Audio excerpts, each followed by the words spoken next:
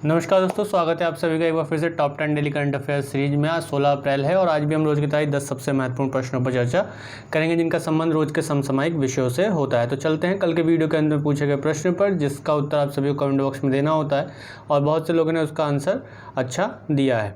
तो क्वेश्चन क्या था कि गुलामगिरी किसके द्वारा लिखित पुस्तक है? तो ऑप्शन था महात्मा गांधी, महात्मा ज्योतिबा फूले, स्वामी सहजानंद सरस्वती या इनमें से कोई नहीं। तो इसका आंसर था महात्मा गांधी ज्योतिबा फूले। महात्मा ज्योतिबा फूले माफ़ कीजिएगा, महात्मा ज्योतिबा फूले ने गुलामगिरी पुस्तक लिखी थी, जिसमें समाज की जो एक कुरीतियाँ थी, ऊंच नीच की जो एक भावना थी या भेदभाव था, उसको लेकर उन्होंने ये किताब लिखी थी।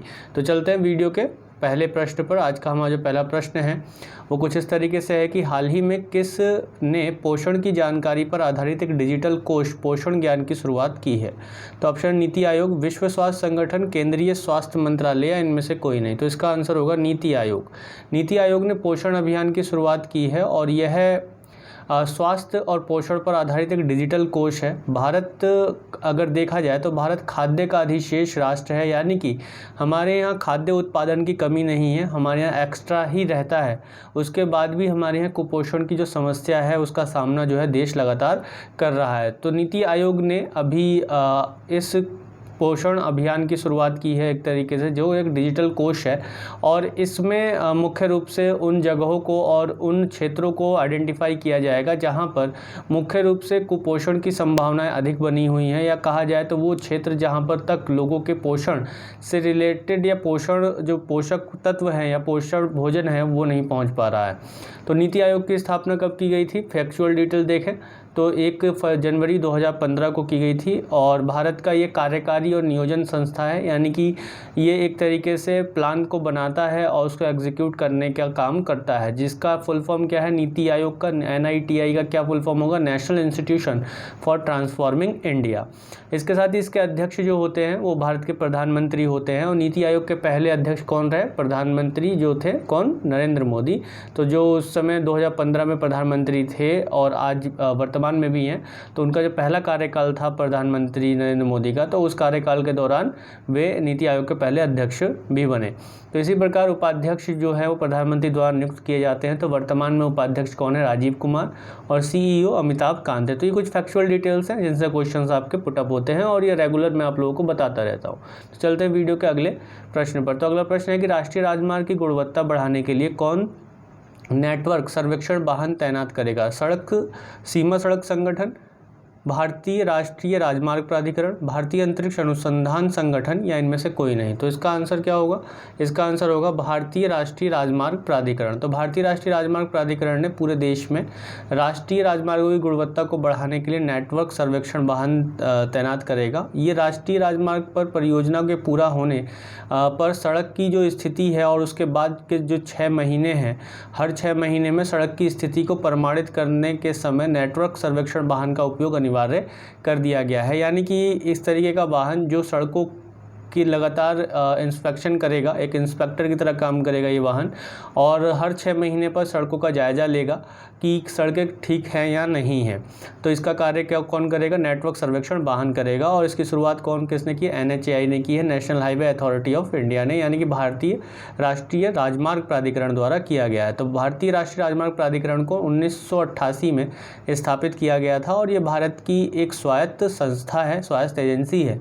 इसका उद्देश्य राष्ट्रीय राजमार्ग का विकास करना और रखरखाव करना। नेशनल हाईवेज जो है उनका निर्माण, उनका विकास करना, उनका निर्माण करना किसका काम है? NHAI का काम है, उसका रखरखाव करना। इसका मुख्यालय कहाँ है? नई दिल्ली में इसका मुख्यालय स्थित है NHAI का। चलते हैं वीडियो के अगले और एक और महत्वपूर्ण प्रश्न पर।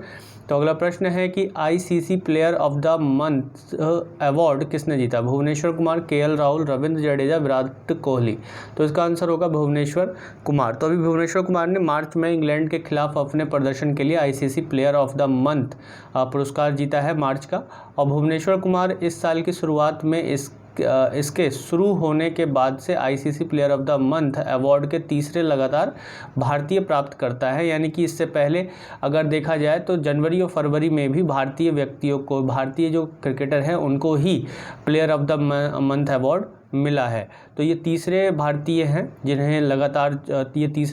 हैं जिन्हें ICC player of the month का अवार्ड मिला है। तो दक्षिण अफ्रीकी जो लीजेल ली हैं, दक्षिण अफ्रीका की खिलाड़ी हैं कौन, लीजेल ली, उन्हें मार्च के लिए आईसीसी महिला प्लेयर ऑफ द मंथ का अवार्ड उन्हें प्राप्त हुआ है। इससे पहले अगर देखा जाए तो विकेट कीपर बल्लेबाज ऋषभ पंत ने जनवरी महीने के लिए पुरस्कार जीता था और अनुभवी स्पिनर रविचंद्रन अश्विन या आर अश्विन ने फरवरी महीने के लिए पुरस्कार ये जीता था।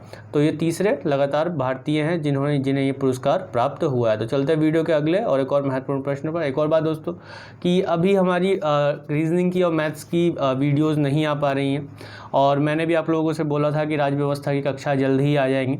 इसका कारण ये रहा कि हमारी जो टीम है उसमें अधिकांश लोग कुछ बीमार हो गए हैं, किसी वजह से उनका स्वास्थ्य अभी ठीक नहीं था, इस वजह से ये वीडियोज़ रुक गई थी और मेरी वीडियो भी नहीं आ पा रही थी। तो अब सभी लोग जो है ठीक हो रहे हैं और जल्द ही आप लोगों को जो है राज्य व्यवस्था की भी कक्षा मिलेगी पहली क्लास, और इसके साथ साथ जो मैथ्स की और रीजनिंग की जो क्लासें हैं वो भी आपकी कंटिन्यू हो जाएंगी। तो बने रहें हमारे साथ लक्ष्य के साथ और ज़्यादा से ज़्यादा अपने दोस्तों में शेयर करें ताकि जब आप लोगों का सपोर्ट मिलेगा तभी हमारा मनोबल भी बढ़ेगा और हम जो है लगातार आप लोगों के लिए कार्य करते रहेंगे। तो दोस्तों आप लोग अगर कुछ सीख पा रहे हैं हमारे वीडियोस से, करंट अफेयर्स से या मैथ से, रीजनिंग से, तो गुरु दक्षिणा के रूप में बस इतना कर दीजिए कि अपने दोस्तों में शेयर कीजिए हमारे इन वीडियोज़ को। तो चलते हैं दोस्तों वीडियो के अगले प्रश्न पर। तो अगला प्रश्न है हमारा कि पंजाब सरकार ने किसे कोविड टीकाकरण के लिए ब्रांड एम्बेसडर घोषित किया है। तो अमिताभ बच्चन, सोनू सूद, आयुष्मान खुराना या इनमें से कोई नहीं। तो इसका आंसर होगा सोनू सूद। तो बॉलीवुड अभिनेता सोनू सूद को पंजाब के कोविड-19 टीकाकरण कार्यक्रम के लिए ब्रांड एम्बेसडर नियुक्त किया गया है।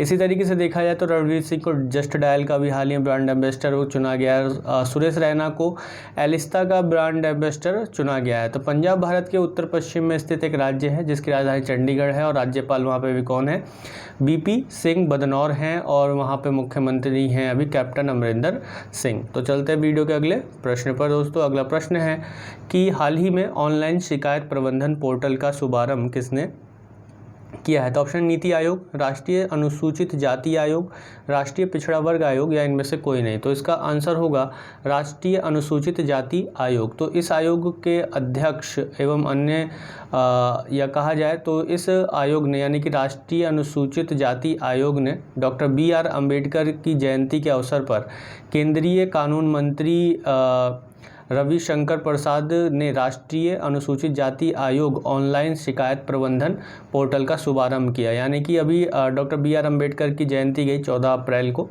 और उनके जन्मदिवस के अवसर पर कानून मंत्री अभी कौन है, रविशंकर प्रसाद हैं। उन्होंने राष्ट्रीय अनुसूचित जाति आयोग के लिए ऑनलाइन शिकायत प्रबंधन पोर्टल का शुभारंभ किया और यह अनुसूचित जाति के पीड़ितों की शिकायतों को ऑनलाइन मोड में प्राप्त करने के लिए शुरू किया गया है। इसमें किसी भी तरीके के दस्तावेज को, ऑडियो वीडियो फाइल को अपलोड करने की सुविधा उपलब्ध है और सुविधा ये प्रदान की गई है। इसी के साथ अगर देखा जाए तो राष्ट्रीय अनुसूचित जाति आयोग एक संवैधानिक निकाय है, कॉन्स्टिट्यूशनल बॉडी है, यानी कि इसका संविधान में जिक्र किया गया है जो अनुसूचित जाति के लोगों को शोषण के खिलाफ सुरक्षा प्रदान करता है। इसके साथ ही अगर देखा जाए तो ये भारत के संविधान में किस अनुच्छेद में है, 338 में है। अगर आपने पीछे हमारी वीडियोस को लगातार देखा हुआ है, जो शुरू से जुड़े हुए हैं हमसे, उन्होंने देखा होगा कि एक बार राष्ट्रीय पिछड़ा वर्ग आयोग को लेकर मैंने करंट अफेयर डाला था, पूरा डिटेल में बताया था उसके बारे में और इसके साथ साथ अगले दिन ही राष्ट्रीय अनुसूचित जाति आयोग के बारे में बताया था जब मैंने अनुच्छेद 338 का जिक्र किया था। राष्ट्रीय पिछड़ा वर्ग आयोग पहले राष्ट्रीय अनुसूचित जाति आयोग के अंतर्गत ही आता था, लेकिन अब इसको भी राष्ट्रीय पिछड़ा वर्ग आयोग को भी एक अलग संवैधानिक दर्जा दिया जा चुका है।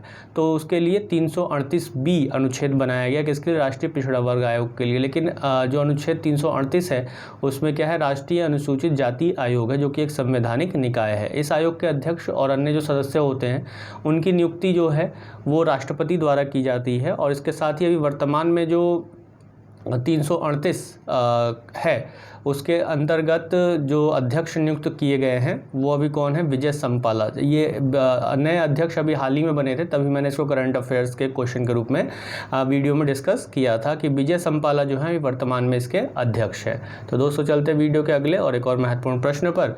तो अगला प्रश्न है कि गुइलेर्मो लासो किस देश के राष्ट्रपति बनाए गए हैं। तो ऑप्शन है ब्राज़ील, चिली, इक्वाडोर, पेरू। तो इसका आंसर होगा इक्वाडोर। इक्वाडोर एक देश है जो कि किस दक्षिण अमेरिका में देश है, दक्षिण अमेरिकी महाद्वीप का एक देश है, और उसके राष्ट्रपति के रूप में अभी गुइलेर्मो लासो जीते हैं, उनको राष्ट्रपति के रूप में चुना गया है। 24 मई 2021 को अपना पदभार ग्रहण करेंगे और अभी जो वर्तमान राष्ट्रपति हैं लेने मोरेनो, उनका वो स्थान लेंगे। तो इक्वाडोर के राष्ट्रपति जो है राज्य के प्रमुख तो होते ही हैं, सेना के भी प्रमुख होते हैं वहाँ पर। जैसे भारत पे है, भारत के राष्ट्रपति तो राज्य के प्रमुख होते ही हैं, उसके साथ साथ सेना के भी प्रमुख होते हैं, सेना के सर्वोच्च कमांडर कहे जाते हैं। तो राष्ट्रपति का कार्यकाल वहाँ पर 4 वर्ष का होता है। इक्वाडोर दक्षिण अमेरिका का एक देश है और ये कोलंबिया, पेरू, प्रशांत महासागर के साथ अपनी सीमा भी साझा करता है। इसकी राजधानी क्विटो है और मुद्रा अमेरिकी डॉलर है। तो चलते हैं दोस्तों वीडियो के अगले और एक और महत्वपूर्ण प्रश्न पर कि विश्व चगास रोग दिवस कब मनाया जाता है। विश्व चगास रोग दिवस कब मनाया जाता है? 13 अप्रैल, 15 अप्रैल या 13 अप्रैल, 14 अप्रैल या 15 मार्च, या इनमें से कोई नहीं। तो इसका आंसर होगा 14 अप्रैल को। 14 अप्रैल को विश्व चगास रोग दिवस हर साल 14 अप्रैल को मनाया जाता है। उसके बारे में जागरूकता फैलाने के लिए यह दिवस मनाया जाता है। और वर्ष 2019 में विश्व स्वास्थ्य संगठन में 72वें विश्व स्वास्थ्य सभा के दिन इसको अपनाया गया था। तो यह पहला जो विश्व चगास रोग दिवस है ये 14 अप्रैल 2020 को मनाया गया था और इसे अमेरिकी ट्रीपैनोसोमियासिस के रूप में जाना जाता है। ये मुख्य रूप से ट्राइटोमिनाई नामक कीड़े के माध्यम से मनुष्य में फैलता है और ये हृदय की समस्याओं और पाचन संबंधी जटिलताओं को जन्म देता है। यानी कि एक कीड़े से ये फैलता है, ट्राइटोमिनाई नामक कीड़े के माध्यम से ये मनुष्य में फैलता है और ये एक जो रोग है वो हृदय की समस्याओं और पाचन संबंधी समस्याओं को उत्पन्न करता है। तो दोस्तों चलते हैं वीडियो के अगले और महत्वपूर्ण प्रश्न पर। तो अगला प्रश्न है कि बोहाग बीहू पक्षी गणना 2021 किस राज्य में शुरू किया गया? असम, पश्चिम बंगाल, ओडिशा, मेघालय। तो बीहू हम सभी लोग जानते हैं अच्छे से कि बीहू जो त्यौहार होते हैं वो मनाए जाते हैं कहाँ? असम में। तो ये असम में शुरू किया गया। अभी 14 अप्रैल 2021 को असम में बोहाग बीहू पक्षी गणना शुरू की गई और इसकी जो शुरुआत है वो, या इसकी जो गणना है, पक्षियों की जो गणना है, वो वर्ल्ड काउंट ऑफ इंडिया द्वारा शुरू किया गया। तो वर्ल्ड काउंट ऑफ इंडिया एक गैर सरकारी संगठन है और ये पहली बार है कि world count of India Bohag Bihu पक्षी गणना शुरू कर रहा है। यानी कि बोहाग एक कहा जाए तो असमिया कैलेंडर है, एक असमिया कैलेंडर है और ये असमिया नए साल की शुरुआत का प्रतीक है। तो बोहाग बीहू असम में मनाया जाने वाला पारंपरिक त्यौहार है जो कि असमिया के नए साल यानी कि असम में नए साल की शुरुआत का एक प्रतीक माना जाता है। तो बोहाग बीहू के साथ रोंगाली बीहू की भी शुरुआत की गई है। तो बीहू एक महत्वपूर्ण त्योहारों में से एक है जो किस राज्य से संबंध रखता है? असम राज्य से संबंध रखता है। तो चलते हैं दोस्तों वीडियो के अगले और एक और महत्वपूर्ण प्रश्न पर। तो अगला प्रश्न है कि किस फिल्म ने British academy of film and television arts यानी कि बाफ्टा के में बेस्ट पिक्चर का पुरस्कार जीता है? तो नोमाडलैंड, द आइलैंड, डार्क होल या ये सभी? तो इसका आंसर होगा नोमाडलैंड। नोमाडलैंड ने जो है बाफ्टा में 4 पुरस्कार जीते हैं और इसमें क्लो झाओ जो दूसरी महिला हैं और पहली अश्वेत महिला हैं जिन्होंने नोमाडलैंड के लिए सर्वश्रेष्ठ डायरेक्टर का अवार्ड जीता है, बाफ्टा का अवार्ड जीता है। तो बाफ्टा का अवार्ड जीतने वाली दूसरी महिला है कौन? क्लो झाओ। और पहली अश्वेत महिला हैं क्लो झाओ जिन्हें बाफ्टा का पुरस्कार दिया गया, निर्देशन के लिए पुरस्कार दिया गया नोमैडलैंड का। नोमैडलैंड फिल्म का नाम है और बाफ्टा जो है पुरस्कार का नाम है, जो कि ब्रिटिश एकेडमी ऑफ फिल्म द्वारा दिया जाता है। तो इसी के साथ ही चलते हैं वीडियो के अगले और एक और महत्वपूर्ण प्रश्न पर। तो अगला प्रश्न है कि स्पुतनिक वी कोविड-19 वैक्सीन किस देश ने लॉन्च किया था? तो रूस, अमेरिका, चीन या इनमें से कोई नहीं। तो इसका आंसर होगा रूस। रूस ने स्पुतनिक वी कोविड-19 वैक्सीन को लॉन्च किया था और अभी भारत के विशेषज्ञ समिति ने भारत में रूस के स्पुतनिक वी वैक्सीन के आपातकालीन उपयोग की भी सिफारिश की है। इससे पहले देखा जाए तो भारत में 2 अन्य प्रकार के टीके हैं, जो भारत बायोटेक का कोवैक्सीन है और सीरम इंस्टीट्यूट ऑफ इंडिया का कोविशील्ड है। तो ये 2 वैक्सीन जो भारत में पहले से ही हैं, अब स्पुतनिक V5 को भी लाने की बात हो रही है, आपातकालीन उपयोग करने की बात हो रही है, जो कि रूस का वैक्सीन है। किसका वैक्सीन है? रूस का वैक्सीन है, रूस में लॉन्च किया गया वैक्सीन है। दोस्तों ये थे आज के हमारे 10 सबसे महत्वपूर्ण प्रश्न। तो चलते हैं आज के वीडियो के अंदर पूछे जाने वाले प्रश्न पर। तो आज के वीडियो को मैं पूछा जाने वाला प्रश्न कुछ इस प्रकार है कि राष्ट्रीय सुरक्षित मातृत्व दिवस प्रतिवर्ष कब आयोजित किया जाता है? तो इसका उत्तर आप सभी लोग कमेंट बॉक्स में जरूर दीजिएगा। ये वीडियो आप लोगों को अच्छी लगी हो तो लाइक, शेयर, सब्सक्राइब करना ना भूलें, और आप इस वीडियो से कुछ अच्छा सीख पा रहे हैं तो इस दोस्तों में शेयर करें, ठीक है, लाइक करें और सब्सक्राइब कर धन्यवाद।